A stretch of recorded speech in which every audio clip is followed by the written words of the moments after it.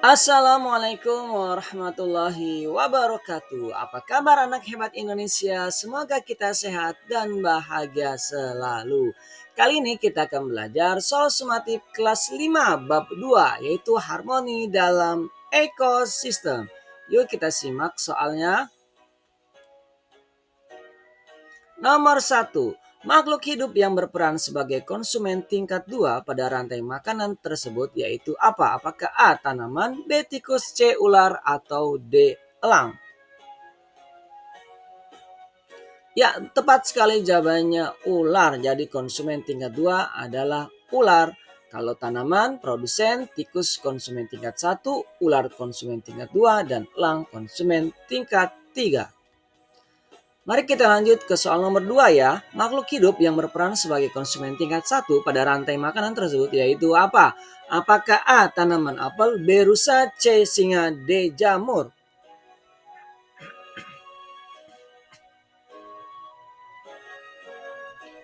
Ya, tepat sekali jawabannya rusa ya. Konsumen tingkat 1 adalah rusa karena dia langsung memakan produsen yaitu tanaman apel.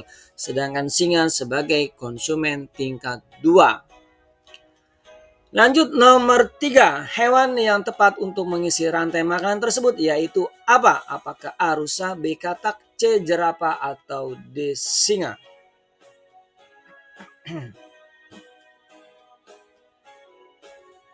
Ya, tepat sekali jawabannya katak ya, karena katak dapat memakan belalang. Kalau rusa tidak bisa, jerapah tidak bisa, singa apalagi.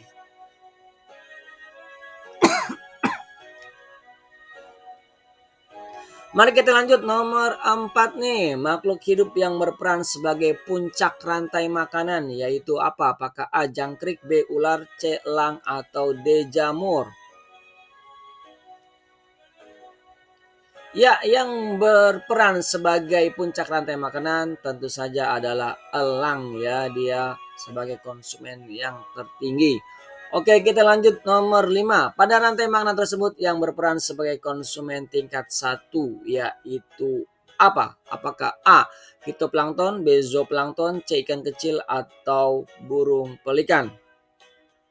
Nah, fitoplankton berfungsi sebagai produsen. Nah, zooplankton sebagai konsumen tingkat 1, hewan ukuran kecil, ikan kecil ini konsumen tingkat 2, dan burung pelikan konsumen tingkat 3. Jadi, konsumen tingkat 1 adalah zooplankton. Oke, kita lanjut nomor 6.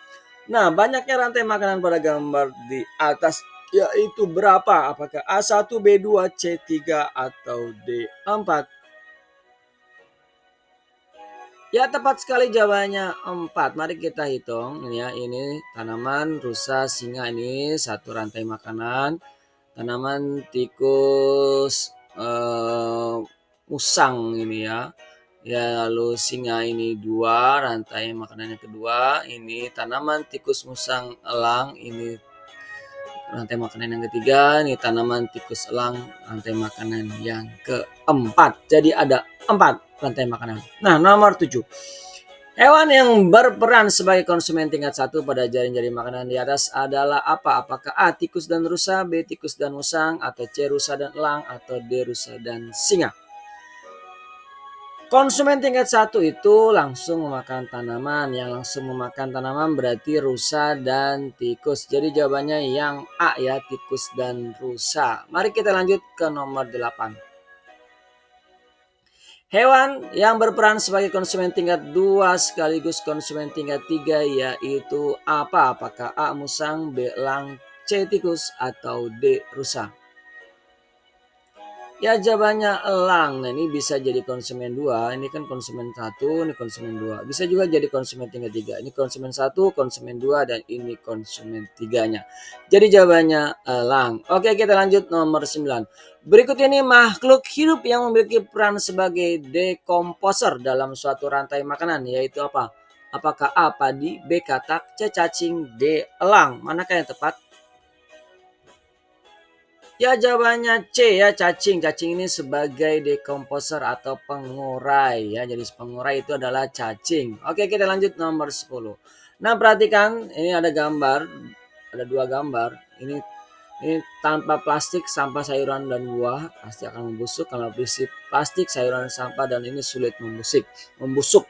Nah, Budi melaksanakan percobaan dengan memasukkan sampah ke dalam tanah. Nah, percobaan tersebut membuktikan bahwa apa? Apakah A. Terdapat produsen dalam tanah, B. Terdapat dekomposer dalam tanah, C. Terdapat predator dalam tanah, atau D. Terdapat konsumen dalam tanah. Manakah yang tepat? Ya, tepat sekali jawabannya B. Terdapat dekomposer dalam tanah ya, yaitu cacing. Oke, kita lanjut nomor 11. Perhatikan makhluk hidup berikut. 1. Tanaman pisang, 2. Ayam, 3. Singa, 4. Fitoplankton. Makhluk hidup yang memperoleh energi dengan cara memakan makhluk hidup lain yaitu apa? Apakah A. 1 dan 2, B. 1 dan 4, C. 2 dan 3, atau D. 3 dan 4? Ya, tepat sekali jawabannya C ya, 2 dan 3 yaitu ayam dan singa. Oke, kita lanjut nomor 12. Pada piramida makanan tersebut, makhluk hidup yang menerima paling sedikit energinya ditunjukkan oleh nomor berapa? Apakah A1, B2, C3, D4? Yang paling sedikit yang mana? Ya, tepat sekali jawabannya nomor 1. Makin tinggi puncaknya, maka makin sedikit energinya. Oke, kita lanjut nomor 13. Populasi makhluk hidup yang paling sedikit pada piramida makanan yaitu yang mana? Yang paling sedikit, apakah A. Produsen, B. Konsumen tingkat 2, atau C. Konsumen tingkat 3, atau D. Dekomposer?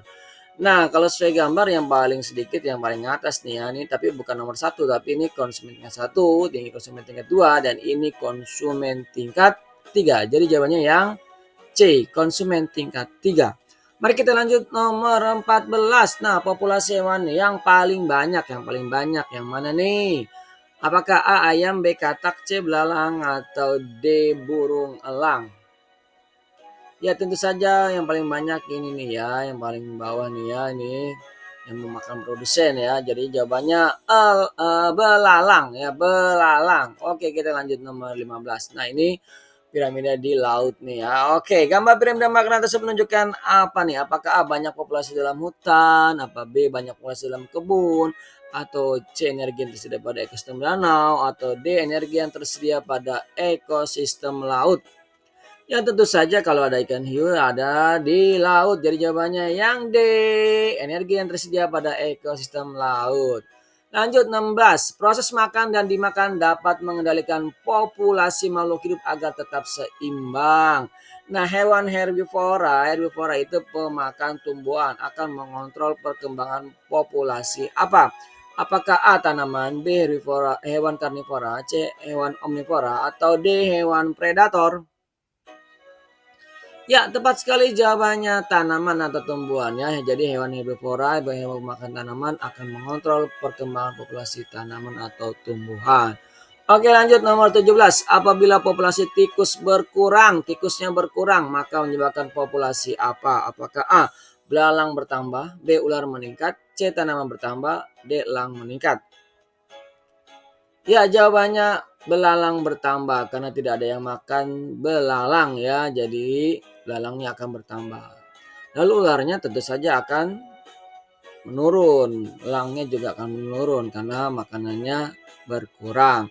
Oke, kita lanjut nomor 18. Populasi belalang pada jaring-jaring makanan tersebut akan meningkat apabila bagaimana? Apakah A. Populasi jagung menurun, B. Populasi tikus meningkat, C. Populasi ular meningkat, D. Populasi katak menurun? Manakah yang tepat? Ya, yang tepat adalah yang D ya, populasi katak menurun apabila belalangnya akan meningkat. Nah, jika populasi belalang pada jalannya makanan tersebut akan meningkat, nih belalangnya meningkat, maka populasi katak menurun. Apakah iya? Oke. Lanjut nomor 19. Apabila terjadi perburuan elang untuk diperjualbelikan, maka menyebabkan apa nih? Kalau elangnya diperjualbelikan, maka ularnya akan bertambah karena tidak ada yang makan ular ya. Oke, lanjut nomor 20. Faktor alam yang menyebabkan ketidakseimbangan ekosistem ditunjukkan oleh gambar nomor berapa? Ini faktor alam ya, berarti bukan oleh manusia. Kalau ini manusia berarti jawabannya nomor 4 ya, gunung meletus itu di luar kendali manusia.